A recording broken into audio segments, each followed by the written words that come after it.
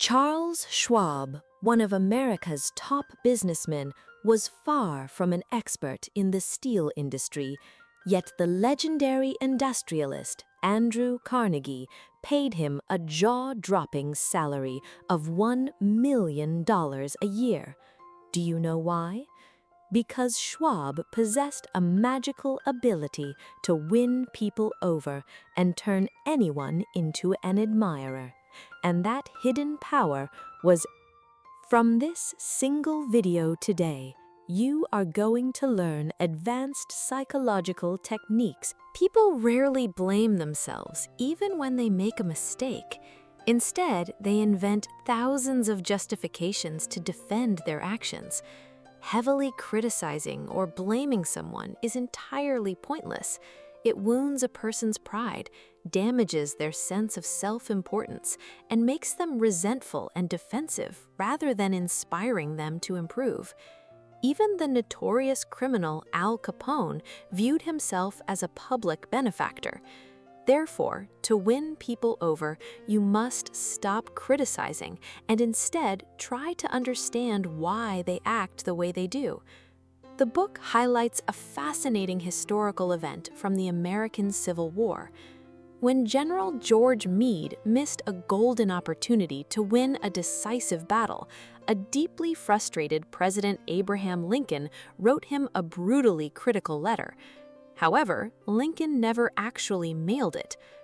Lincoln realized that harsh criticism would only crush Meade's confidence, spark resentment, and force him to defend his actions, which would yield absolutely no benefit to the war effort. Lincoln's underlying philosophy was, "Judge not, that ye be not judged." 3 core lessons.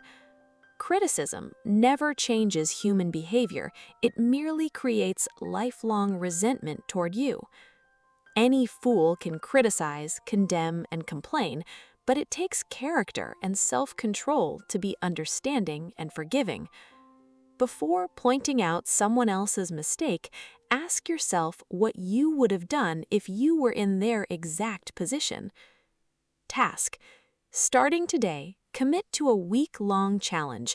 Do not directly criticize, blame, or complain to anyone. Chapter 2: The Ultimate Secret of Dealing with People. The deepest craving in human nature is the intense desire to be important. Just like food, clothing, or shelter, humans crave a little recognition and appreciation from society. The only way to get anyone to do anything is by making them want to do it, and that is only possible through sincere and honest appreciation. People easily see through cheap flattery or false praise, but heartfelt appreciation is something they will cherish for a lifetime. Charles Schwab, one of America's top businessmen, was far from an expert in the steel industry, yet Andrew Carnegie paid him a jaw-dropping salary of $1 million a year. Schwab himself admitted that the reason behind his massive salary was his ability to work with people. He used to say, "The greatest asset I possess is my ability to arouse enthusiasm among my people, and the way to develop what is best in a person is by appreciation and encouragement. I never criticize anyone, but I am anxious to praise and loath to find fault." 3 core lessons. Avoid cheap or fake flattery. Your appreciation must be completely honest, specific, and from the heart. Instead of hunting for mistakes at work or at home, praising people for their small good deeds multiplies their productivity significantly. We spend so much time focusing on our appearance or clothes, yet we don't spend even 1% of that time offering a simple thank you or word of appreciation to the people around us. Task: today, pick any one person you know or encounter, it could be your mother, a colleague, or even a rickshaw puller, and offer them a sincere. Chapter 3. He who can do this has the whole world with him. The rest of the world has absolutely no interest in what you personally like or desire. People only care about what they want. Therefore, the only way to influence other people is to talk about what they want and show them how to get it. Just as you bait a fishhook with a worm that the fish prefers, rather than a piece of cheese that you prefer, you must always speak in terms of the other person's interests and benefits when communicating with them. Dale Carnegie was once delivering a series of lectures in the ballroom of a major New York hotel. Suddenly, the hotel manager sent him a letter stating that the rent had been increased by 300%. Instead of losing his temper, Carnegie went to meet the manager. Carnegie presented a sheet of paper to the manager listing the hotel's advantages, such as freeing up the ballroom for other high-paying events, and disadvantages, such as losing the immense publicity and free advertising from Carnegie's lectures. Not once did Carnegie mention his own financial constraints or what he wanted. The result? The manager agreed to reduce the rent increase from 300% to a mere 50%. 3 core lessons. Whenever you communicate with someone, put yourself in their shoes and analyze the situation.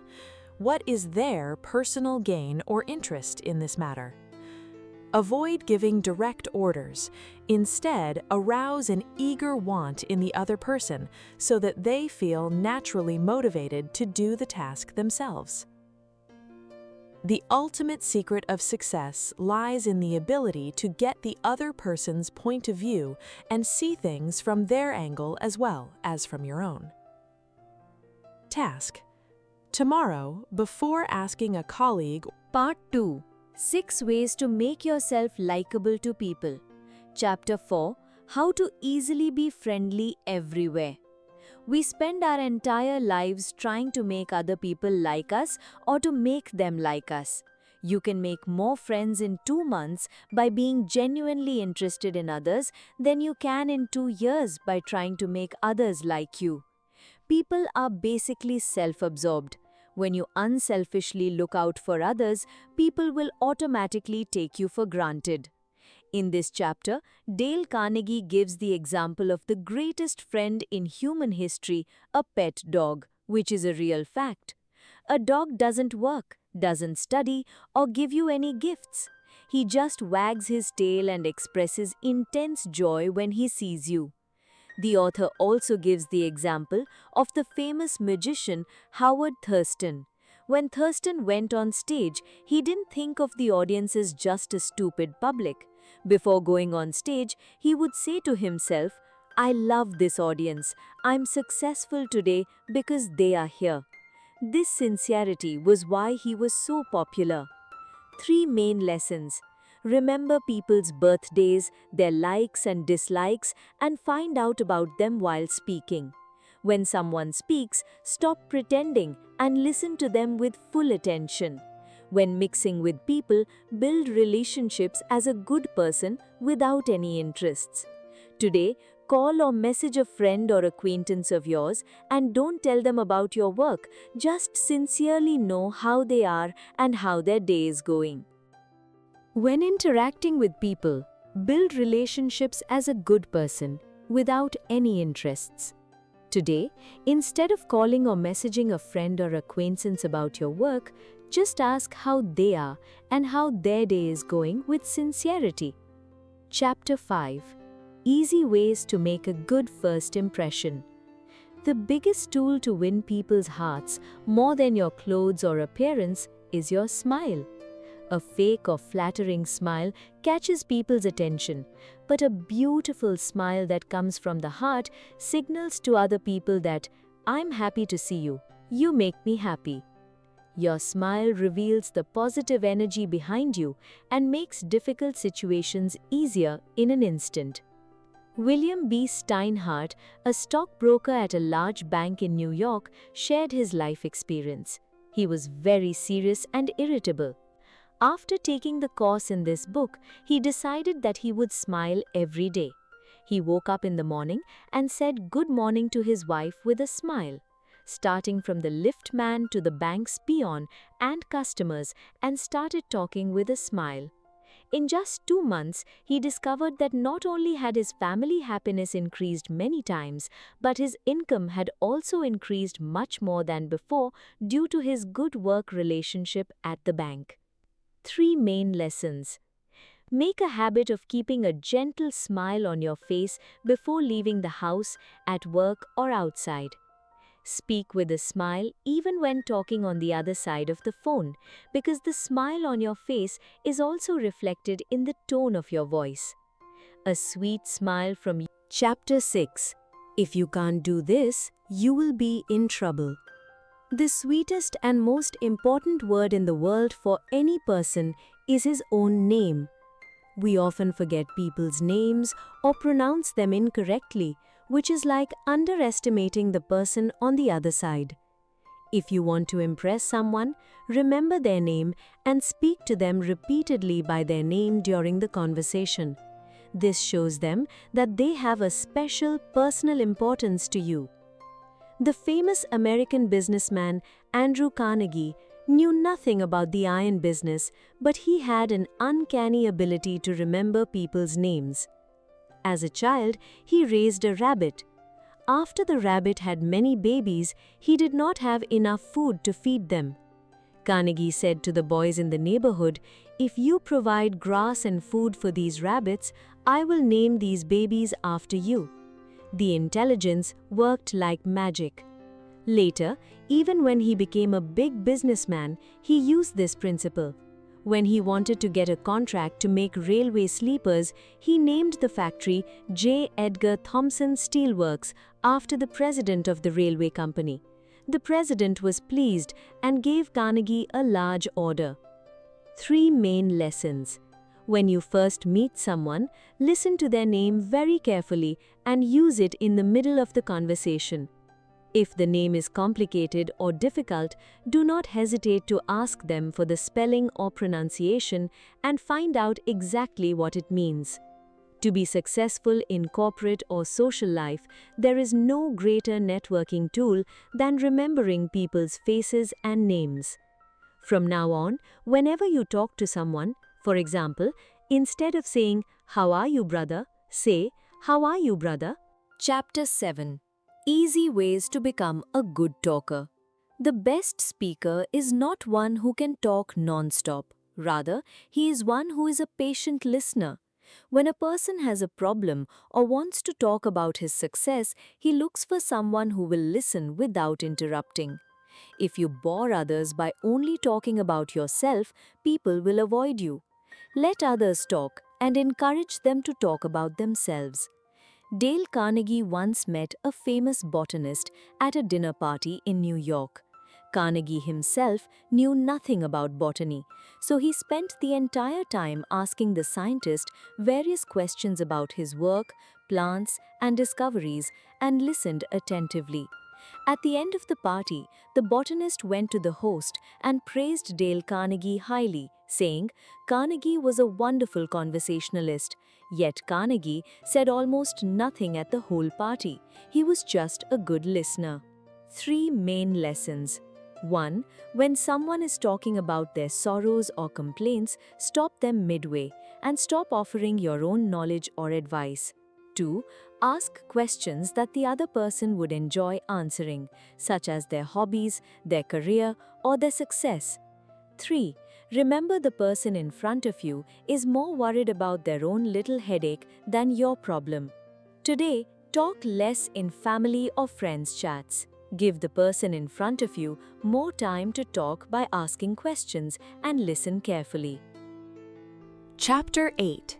How to reach the center of people's interests. The royal road to opening a conversation with any person is to talk about his favorite subject.